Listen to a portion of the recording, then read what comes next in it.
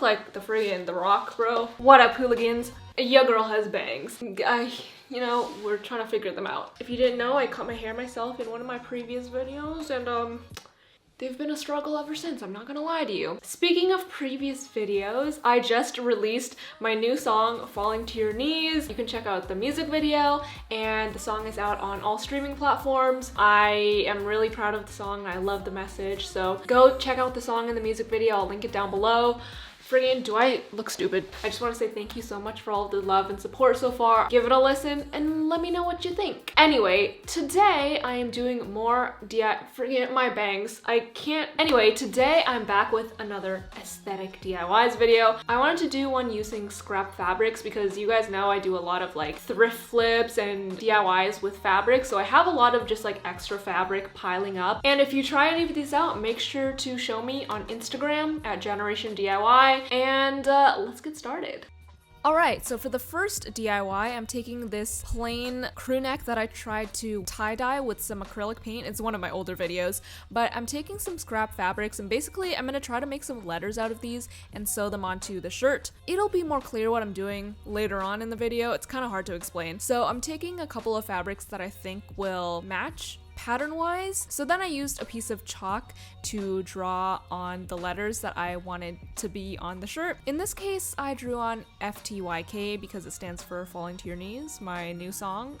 This self-promo and egotistical behavior is getting way out of hand, but I'm gonna keep doing it. Anyway, so I made sure that they all kind of were the same size, and then I proceeded to cut them out with a little bit of seam allowance because now I'm going to make it a little rough around the edges. Basically, I'm just gonna take my tweezers and like pull out some of the threads, you know, give it a little fluff on the edges, just try to like distress it a little bit. And then I took the letters and I pinned them in place where I wanted them on the shirt. And then I went ahead to my sewing machine and I sewed all of the letters, kind of outlining where I drew on the chalk line. I used a pink thread for this because I wanted it to stand out a little bit. Obviously, you can use whatever thread color that you want, but I actually noticed that one round of stitches was not enough for it to really appear. So I went back in and went like 2 to 3 more times around that outline just to make sure you could see the outline more, which it's still like you still can't really see it that much, but it's a little bit better. Anyway, this is how the shirt turned out. Here are my final thoughts, okay? I feel like creativity wise, I'm gonna give myself some points for this, but execution wise, I really don't know what's off about it, but I feel like something's off. I feel like it's cute in kind of an ugly way. Do you know what I mean? Like, does that even make sense? But it's an idea nonetheless, and I guess beauty is in the eye of the beholder. And also, like, it's just like a cute reminder to stream Falling to Your Knees. Link down below. Anyway, that is the first DIY.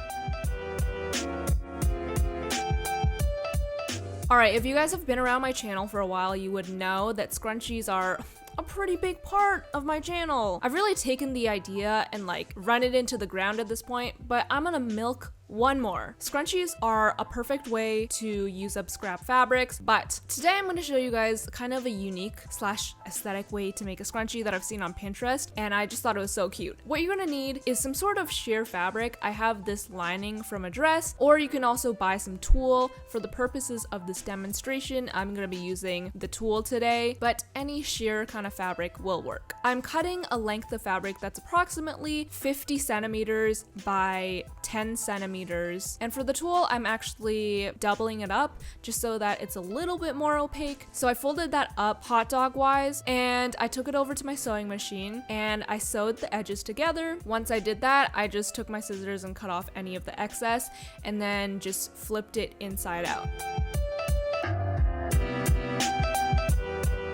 Next up, I'm taking some elastic and I'm measuring it around my wrist to see how long I need it, and I cut that off with my scissors. And now, oh frick. Okay, now is the cool part. I bought these little flowers off of Amazon. I'll link all of the materials down below, by the way, and I'm cutting off the stems. Basically, I'm gonna be inserting these flowers into the scrunchie and it's gonna look really cool. So I'm also just like sealing off the bottom with some glue gun. That's not right. With some glue.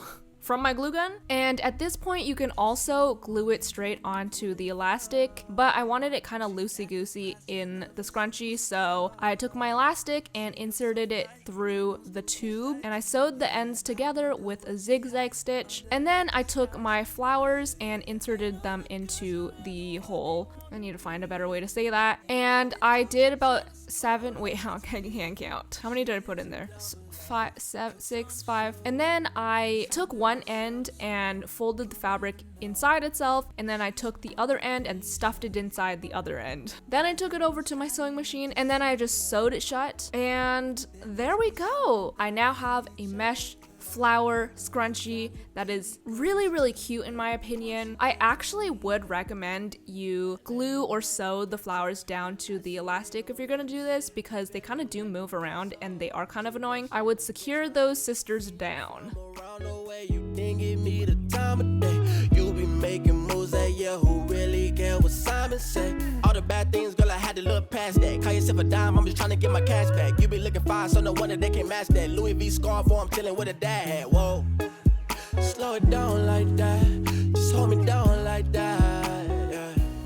Alright, lastly, I'm going to show you guys how to make a really cute bucket hat. So I got this template off of the Essentials Club. I'll link it down below for you guys, but I'm cutting along the larger size line because I have a larger head. That is basically what I'm trying to say. For this project, I am using jean material because it is thicker and it'll provide a better shape for a bucket hat. So I would recommend using like canvas material or jeans. For the circle, I just traced that onto a thigh of my jeans and I cut that out. Moving on to the headband and brim pieces. You're supposed to fold up a piece of fabric and take the brim piece and place it along the folded line so that you have double the size. So I just traced that out, pinned it, and then cut that out. You're going to need 4 pieces of this. However, I only cut out 2 pieces of this because I wanted my bucket hat to be kind of like patchwork denim vibes. So instead, I cut these pieces out individually and ended up sewing them together. I hope this made sense, but I left a little bit of extra seam allowance just so that I could sew the 2 pieces together that were supposed to be just one long piece. So for the headband, you're also supposed to trace it on a fold, but I'm doing the same thing as the brim where I'm just cutting out the individual pieces and leaving some extra seam allowance to sew the 2 pieces together. Alright, so in the end, I have my 4 headband pieces, my 4 outer brim pieces, and then my 2 long inner brim pieces, and a circle for the top, which it all kind of doesn't make sense, but hopefully when I put it together, it does make sense. So I'm taking my headband pieces first, and I'm pinning them all together, and I'm making sure that the ones on the fold line are pinned together because we want those sides to match up. So I pinned all 4 pieces together, and I just sewed along those lines. Now, usually you would flip this inside out afterwards, but because I wanted this to be distressed denim vibes, I left the seams and raw edges showing on the outside. Now would be a good time to try this on, measure it on your head, see if it fits or not. Obviously, this is like way too big for my head, so I went in and sized it down a little bit. After that, I cut off the excess with my scissors, and now it is time to distress, which is the fun part, but also the time-consuming part. I just put on my current favorite show, which is Scandal, which is friggin' insane. Like, I don't know how everyone hasn't like jumped off a cliff at this point because their lives are crazy. Anywho, I just pulled out the threads that were parallel to my hemlines, and after I finished distressing, this is what it looked like. Okay, now moving on to the brim pieces. So I'm taking the outer brim pieces and I'm pinning together the 2 sides that are supposed to be on the fold line, and then I'm pinning all 4 sides together. Then I went ahead and just sewed all of those together, just like the headband piece. Next, I'm gonna sew together the 2 inner brim pieces, and after that was done, I just cut off the excess and then I placed that inside of the outer brim piece. Now that I have this, I am pinning those 2 pieces together. The reason why you need 2 layers of this is so that it can be sturdier, and basically what you want to do now is just sew rings around the whole entire brim. I drew lines because I didn't trust myself to sew straight lines, so I did the lines 1 centimeter apart.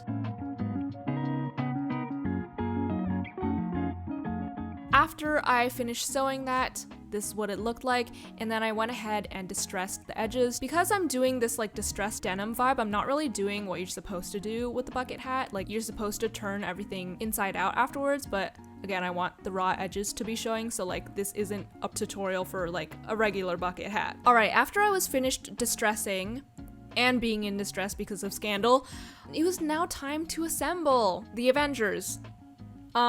So I just took my circle piece and I pinned it to the headband piece and I just sewed it all around, and then I took that top piece and pinned it to the brim piece, and then I also sewed that down all around. After that, I have my bucket hat. Now it's just time to cut off any of the excess and distress further. Not gonna lie, this does take the longest time. You're actually joking me. Oh my god, I totally thought my Final Cut just shut down on me. Oh my god. Wait, are you good? I thought that I just lost my whole entire video that I have been editing for like hours and hours and hours. But I just got a pop-up. Oh my god, I think I just had an aneurysm. I need to, I'll be back. Okay, I'm back. I took a couple deep breaths, looked at some trees, and I'm good now. So basically, after I finished distressing everything, and after I finished being in distress for real, this is what the bucket hat looked like. I think it's so cute. I feel like this is kind of Urban Outfitters vibes, and they would sell this for like $60, which honestly, for the amount of time that I put into this bucket hat, I would sell it for like $500. But I think it's super cute. It is my first bucket hat, so that it is kind of like wonky in some places. I also got so many DMs on Instagram asking me where I got this hat. Little do they know, it's a DIY. Anyway, I'm super proud of this hat, and yeah. I keep losing to a moment where I'm with you, I just can't focus. I love to hear your crazy theory. So that is it for this video. I hope you guys enjoyed it. Make sure to check out my music, and yeah, shout out of the week is right here. Thank you guys so much for watching, and I will see you guys next time. Bye!